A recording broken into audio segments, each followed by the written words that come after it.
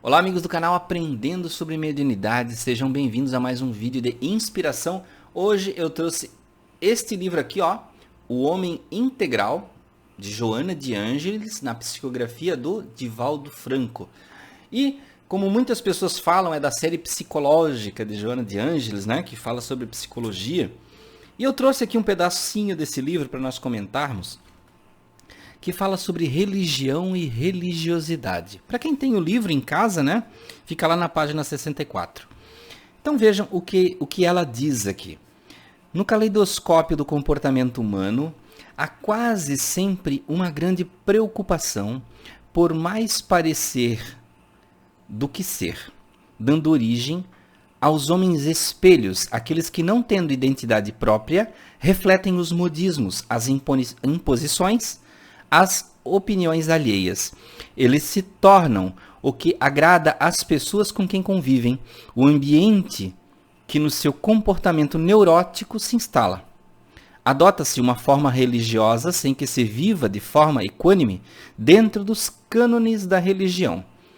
É a experiência da religião sem religiosidade, da aparência social sem o correspondente emocional que trabalha em favor da autorrealização.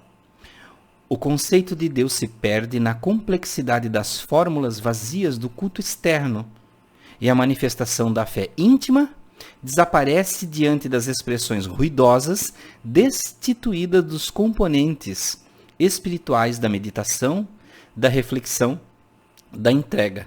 Disso resulta uma vida esvaziada da esperança, sem convicção, de profundidade, sem madureza espiritual. Gente, daria para parar a leitura aqui e não ler mais nada, né? Tamanho conhecimento que ela já coloca aqui nesse pedaço. Então, só fazendo alguns comentários rápidos, vejam que ele fala aqui de homens espelhos. Quando eles falam homens, eu não gosto muito de relacionar o ser humano, eu prefiro falar ser humano do que homens. Homens parece que são só os homens e não as mulheres, né? Mas digamos assim, o ser humano espelho. Né? O ser humano que se instala, digamos assim, que busca não só a religião, né? Nós buscamos em muitas coisas, digamos, nos equiparar. Então nós somos muito suscetíveis aos modismos, nós nos acoplamos a certas coisas que estão, digamos, populares. E aí tentamos nos conectar àquilo como uma forma de buscar a nossa identidade. Isso às vezes funciona por certo tempo e nós, digamos que criamos uma capa.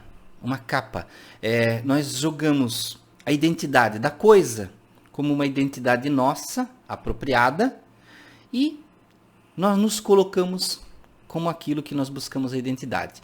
Então, dando um exemplo, né? Da personalidade. A personalidade busca, por exemplo, um tipo de religião. Ela não alcançou os preceitos daquela religião ainda. Mas ela, digamos que compra a carteirinha da religião, o certificado. Então, ó, eu sou isso aqui, tá? Então, eu sou essa religião aqui. Os meus preceitos estão aqui, ó. Mas na maioria das vezes ela não vive nada daquilo. Mas ela convive dentro do teto daquela religião para que ela seja associada a esses preceitos. Ela tenta espelhar aquilo que ela gostaria na religião, mas ela não está vivendo ainda. Por isso que ela fala aqui sobre o conceito de Deus se perde na complexidade das fórmulas vazias e cultos.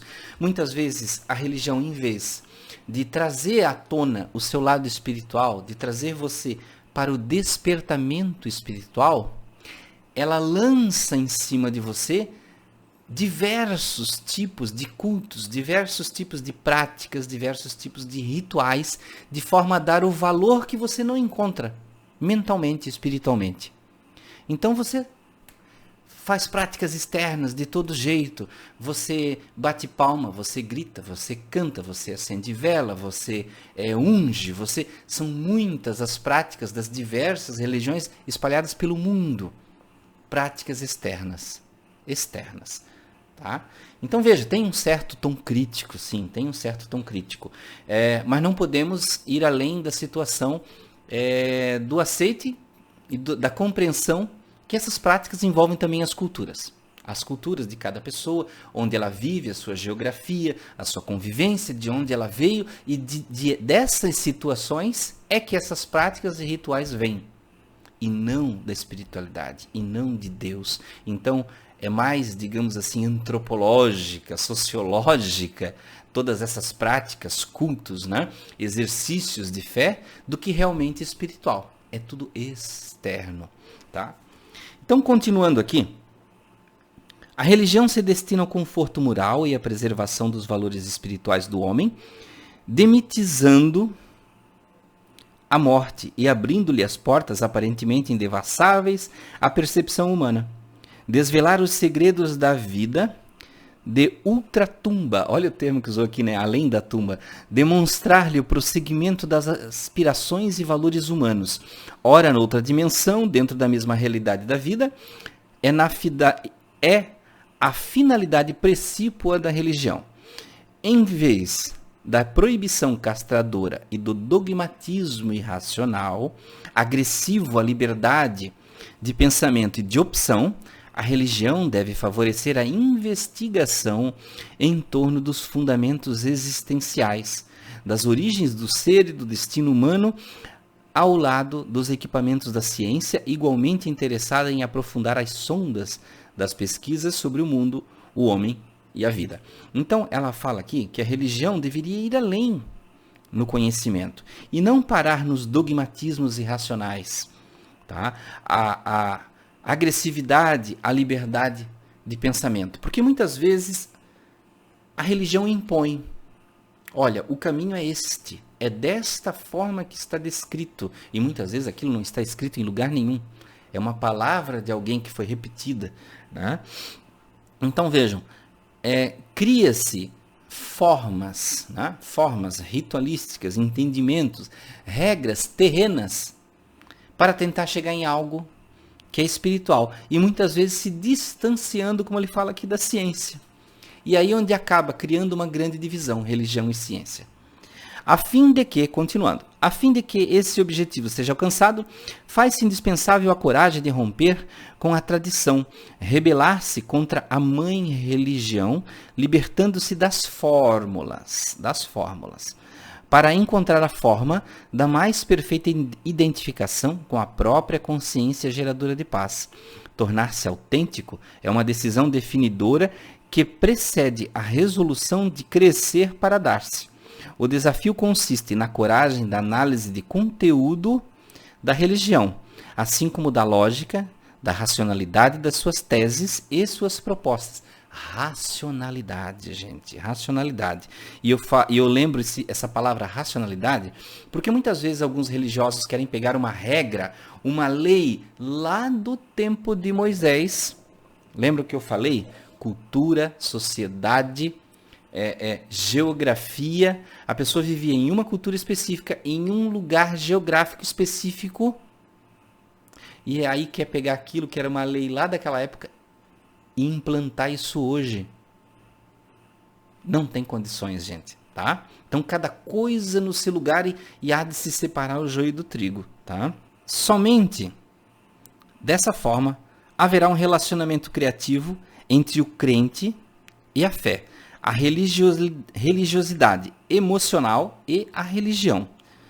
Essa busca preserva a liberdade íntima do homem perante a vida, facultando-lhe um incessante crescimento que lhe dará capacidade para distinguir em o que acredita e por que em tal crê, sustentando as próprias forças na imensa satisfação dos seus descobrimentos e nas possibilidades que lhe surgem de ampliar essas conquistas. Então, meus amigos, eu vou parar por aqui a leitura, tá? Porque vai um pouquinho mais por 2 páginas, mais ou menos, aqui. Mas vejam aqui, quantos ensinamentos sobre a diferença entre religião e religiosidade. Então, ele explica que a religião é a instituição. São os seus dogmas, os seus dogmatismos, as suas regras, os seus rituais. A religiosidade é o quanto a espiritualidade penetra no seu coração. E quando eu falo espiritualidade, gente, não remete a espiritismo. Espiritualidade da sua religião. O quanto, por exemplo, o pensamento de Jesus, a moral do Cristo, a filosofia do Cristo entra no seu coração. O quanto ela penetra. O quanto esse ensinamento dele vira prática no seu dia a dia. Isso é religiosidade. Religiosidade é o quanto o cerne do pensamento moral e filosófico penetra em você, permeia você de forma a transformar você, a afetar você de uma forma positiva. Isso é religiosidade. Religião é você ter a data comemorativa, é você ter os rituais, é ter um nome, como disse um amigo meu muitos anos atrás, uma bandeira, né? Uma bandeira religiosa. Então, vejam, a religião, quando você vai ver mesmo, gente, no fim das contas, a religião boa é aquela que transforma você. Eu não estou aqui para dizer para você que o espiritismo é mais importante, que o catolicismo é mais importante, que o evangélico, o protestante, o budista, o taoísta, o muçulmano é mais importante. A religião importante é aquela que transforma o seu coração positivamente.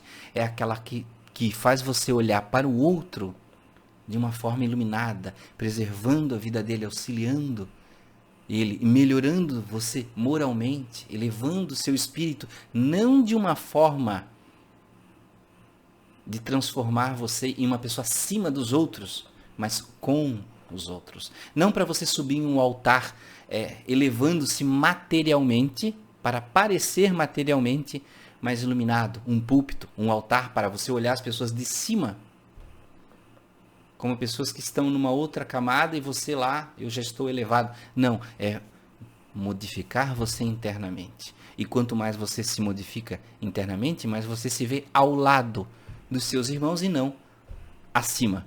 Então, meus amigos, era isso que tínhamos para esse vídeo, para falar de religiosidade, né? Religião e religiosidade. Não estou aqui para dizer que outras estão erradas, mas que em cada uma deve se pensar no que você pode melhorar na sua vida.